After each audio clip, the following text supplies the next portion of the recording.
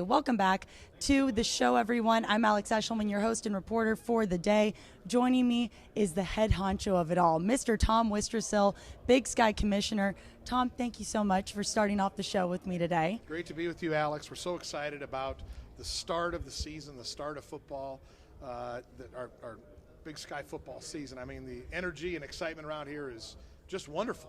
I'm happy you brought up the energy, the excitement. We're at a brand new venue, like I said at the start of the show, at Northern Quest Resort and Casino here in Spokane, Washington. What are your impressions of the overall weekend? A lot of fun stuff has been happening. It's been a great weekend, you know. I mean, from the start of it with our youth clinic, with our student athletes, we had over 100 kids at the high school here in Spokane. We went to 24 our student athletes, the best of the best, interacting with them.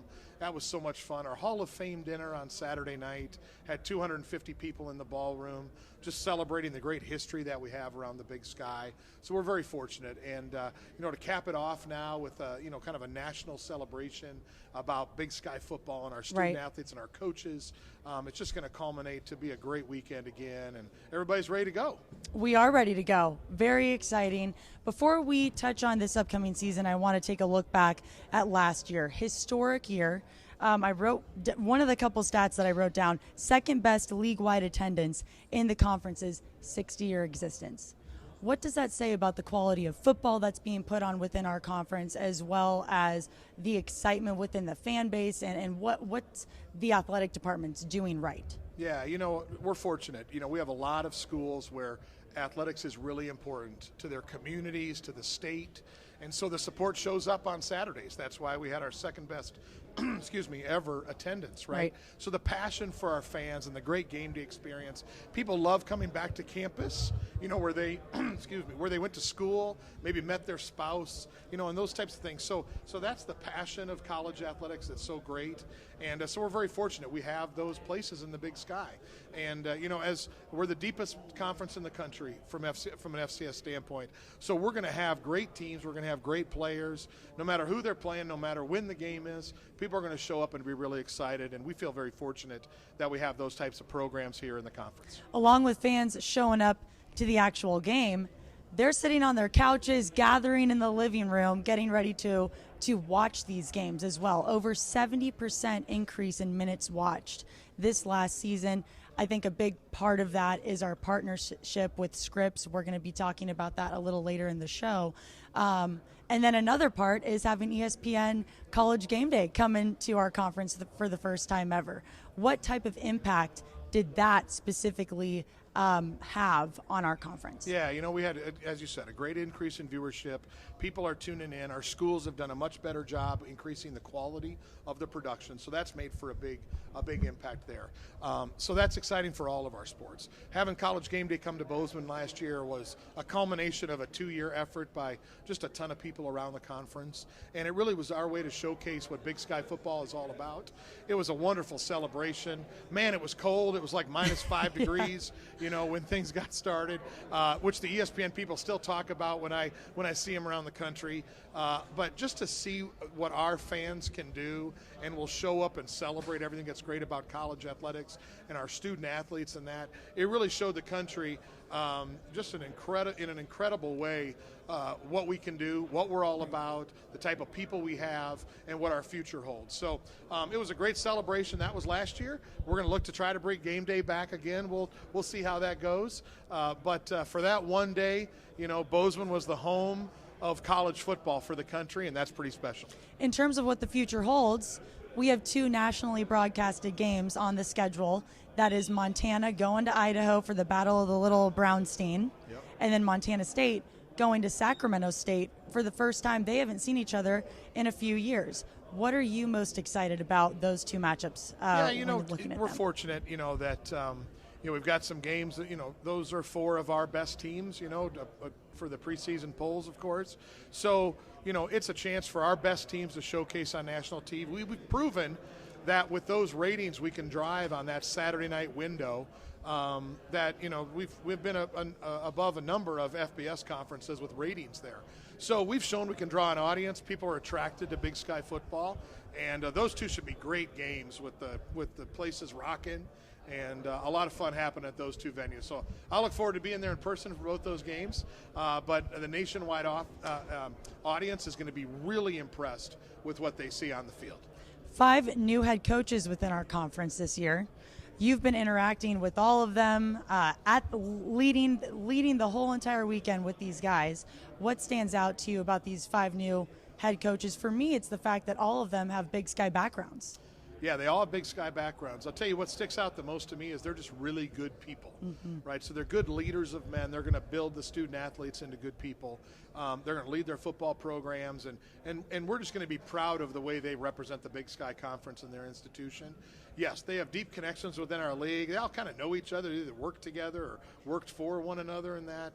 And so that's a lot of fun to see. But, the bottom line is when you have good people that care about the right things, big things can happen, and there are big things ahead for us. I'm happy to talk about the quality of human within our conference. They're at the forefront of 6 teams in Hero Sports preseason top 25 for the FCS. That is the most in any conference within the FCS this season. Just on that note of having good humans within our conference, what else do you think, Tom, keeps us at the top of competition? Yeah, you have to have good people, but you also have to have talent. We have great talent across the league. You also, again, the coaches have to be able to develop that talent and make sure it performs at a high level on game day. So you combine that with good facilities, good places to live, great fan bases, and it all kind of comes together to make for a great conference.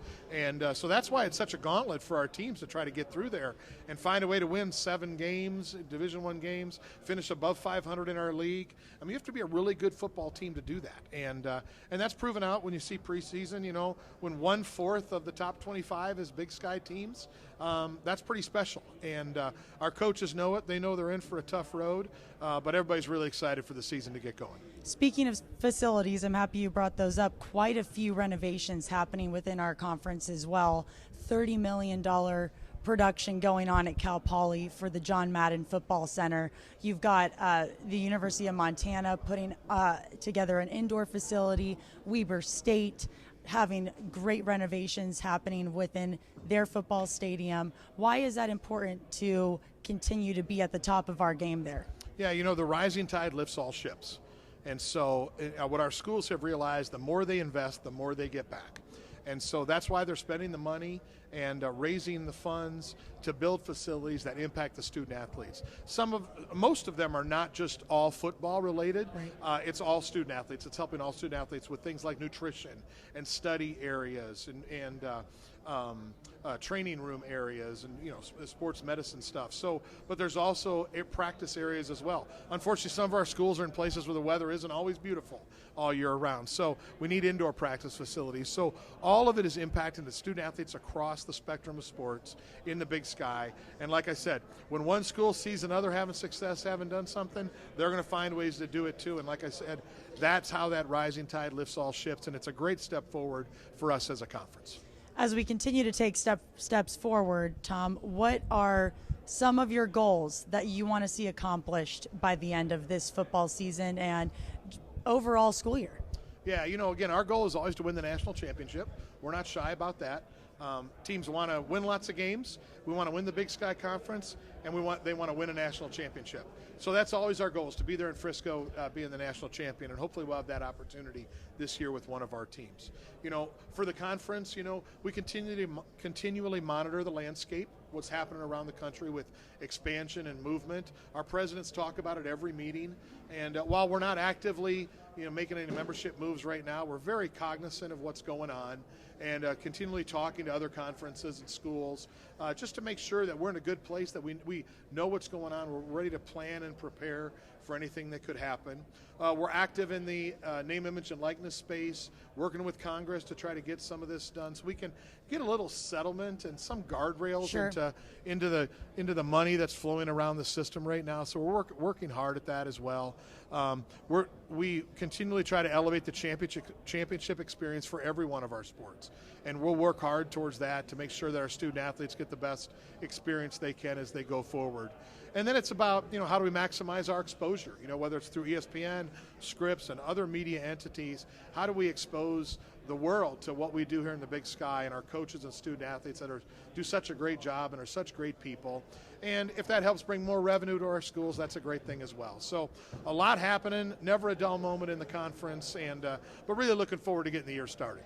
When you are having conversations with our head coaches, assistant coaches, student athletes, what are some, and especially throughout this weekend, what are some of their priorities that they want to see come to fruition and be accomplished as well? Yeah, again, their goals are in some ways fairly narrow at this point, right? Most of our players have spent a long summer working out. They're ready to get practice going. They're ready for games to start. And, our coaches are now kind of ultra focused on what's happening. So, you end up with these kind of waves in college athletics, right, where, in the season you're trying to balance studies, maybe a social life, maybe some other things in that, and trying to be a college athlete. So it's fun to interact with our student athletes and talk to them about their journey, their backgrounds, where they came from, to see them come together as a team. What's fun here is when you have two student athletes from every team, right, most of them don't know each other. But within 10 minutes of knowing each other, they've become like 24 best friends now. And you see them laughing and joking and having fun together, whether it's at a meal or it's hitting golf balls last night, or, just seeing the interaction that they have. That's really special. It's coupled with our coaches, as I mentioned, all getting along so well. And, kind of before they go knock heads with each other, they can enjoy being together here, making new friends and lasting relationships that'll go on for a long time. Did you try the golf simulator, Tom? I did not try it this time. Those players were in there. It was funny. We have a set of players who are actually pretty good golfers, have good golf swings. We have a large group of football players who have never touched a club before, and that provided some great humor for everyone last night. Just for the few minutes I stopped by, and you have to ask them about that. There was some incredible golf shots. I'm using incredible in a loose term there. I will definitely ask them about that. And you know what? Doesn't matter if you have a great shot, a bad shot, just play the game. We'll be right back with more. Thank you so much, Tom. Happy to be here, Alex.